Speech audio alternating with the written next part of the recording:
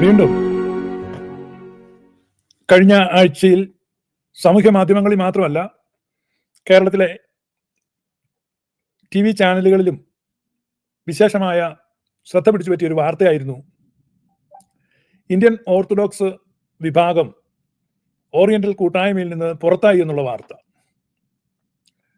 ആ വാർത്തയെ തുടർന്ന് പരിഭ്രാന്തരായ ഇന്ത്യൻ ഓർത്തഡോക്സ് സാമൂഹ്യ മാധ്യമ പോരാളികളും തൊഴിലാളികളും ഓവർ ടൈം പണിയെടുത്ത് അതങ്ങനെയല്ല എന്നൊക്കെ സ്ഥാപിക്കാൻ വേണ്ടി പല പരിശ്രമങ്ങളും നടത്തി.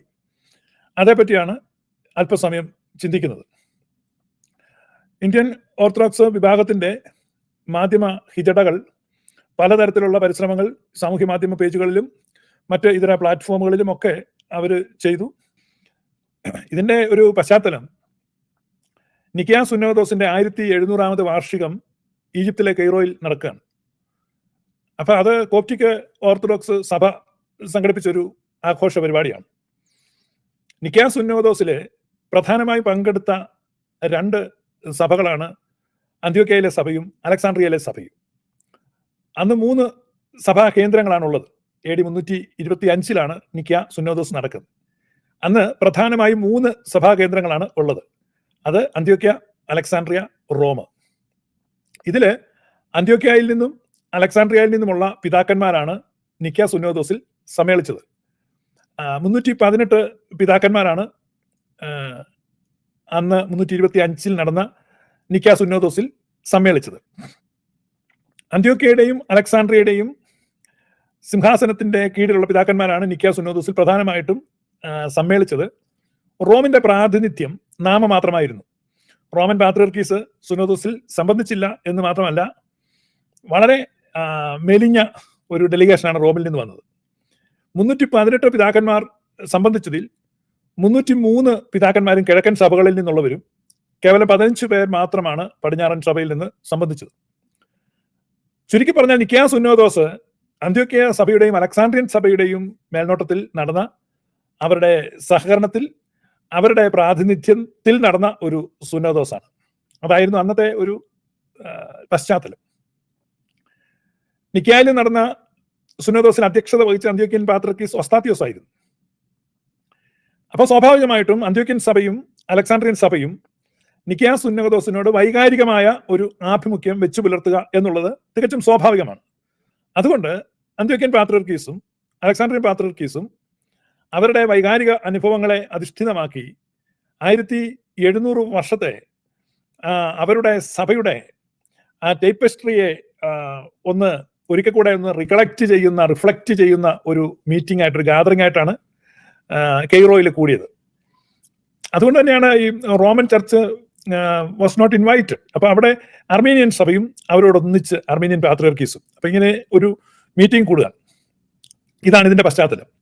അവർ മീറ്റിംഗ് കൂടിയത് ഇന്ത്യൻ ഓർത്തഡോക്സ് വിഭാഗത്തെ ഓറിയന്റൽ കൂട്ടായ്മയിൽ നിന്ന് പുറത്താക്കുവാനോ അതേക്കുറിച്ച് ചർച്ച ചെയ്യുവാനോ ഒന്നുമല്ല.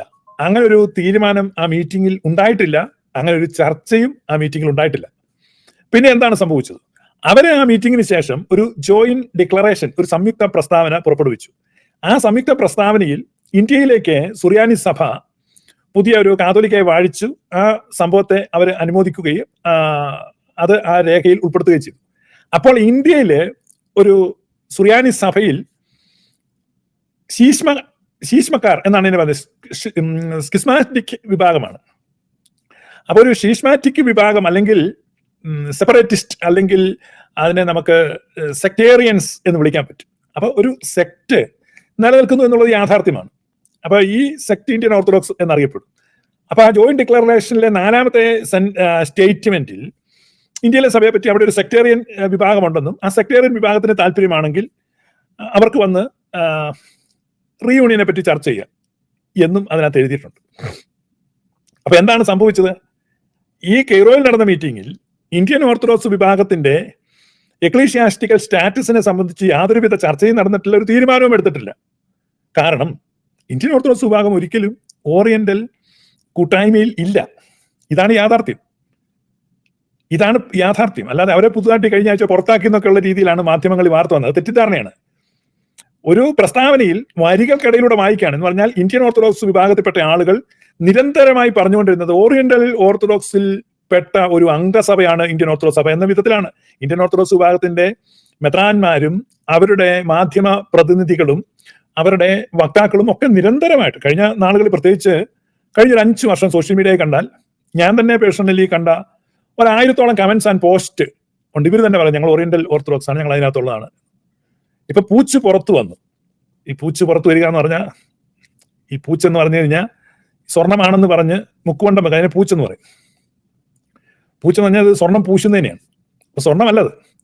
അപ്പൊ ഇവർ ഓറിയന്റൽ ഓർത്തഡോക്സ് സഭയിൽ പെട്ടതാണ് എന്നൊക്കെ പറഞ്ഞുകൊണ്ട് നടന്നിരുന്നു. ഇപ്പൊ ഓറിയന്റൽ ഓർത്തഡോക്സ് സഭയിലെ അന്ത്യോക്യൻ അലക്സാണ്ട്രിയൻ അർമീനിയൻ പാത്രിക്കീസുമാരുടെ ജോയിന്റ് ഡിക്ലറേഷനിൽ ഇവരെ വിശേഷിപ്പിച്ചിരിക്കുന്നത് സെക്ടേറിയൻസ് എന്നാണ്. അപ്പൊ it is only a sect, not a church. അപ്പൊ IOC is not a church, it is a sect. അപ്പൊ IOC എങ്ങനെയാണ് ഈ സഭകൾ കാണുന്നത് എന്ന് വെച്ചാൽ ഒരു സെക്റ്റായിട്ട് മാത്രമാണ്. ആ ഒരു കാര്യം ആ കത്തിലൂടെ വന്നിട്ടുണ്ട്. അപ്പൊ അത് പരാമർശിച്ചിരിക്കുകയാണ്. അപ്പൊ വരികൾക്കിടയിലൂടെ ഇത് ആദ്യമായിട്ട് പറഞ്ഞത് ഞാനാണ്, വേറൊരു മാധ്യമവും ഇത് പറയുകയോ റിപ്പോർട്ട് ചെയ്യുകയോ ഒന്നും ചെയ്തിട്ടില്ല. ഈവൻ യാക്കോബായക്കാരുടെ പേജുകളിൽ പോലും വന്നില്ല. ഞാനാണ് ആ ജോയിന്റ് ഡിക്ലറേഷൻ എടുത്തു വെച്ചിട്ട് ഇത് നോക്കൂ, ഈ ഡിക്ലറേഷൻ അനുസരിച്ച് ഇവരെ സെക്ടേറിയൻസ് എന്ന് വിളിച്ചിട്ടുണ്ട്. അപ്പൊ നമ്മൾ നേരത്തെ തൊട്ട് പറഞ്ഞിരിക്കുന്ന വാദത്തിന് ഒരു പിൻബലം നൽകുന്നു എന്ന അർത്ഥത്തിലാണ്. പിന്നീട് അത് പലരും ഷെയർ ചെയ്തു, പിന്നെ അതൊരു വലിയ വാർത്തയായി, തരംഗമായി, IOC പ്രതിരോധത്തിലായി. ഇത് പുതുതായിട്ട് നിങ്ങൾക്കൊന്നും സംഭവിച്ചിട്ടില്ല.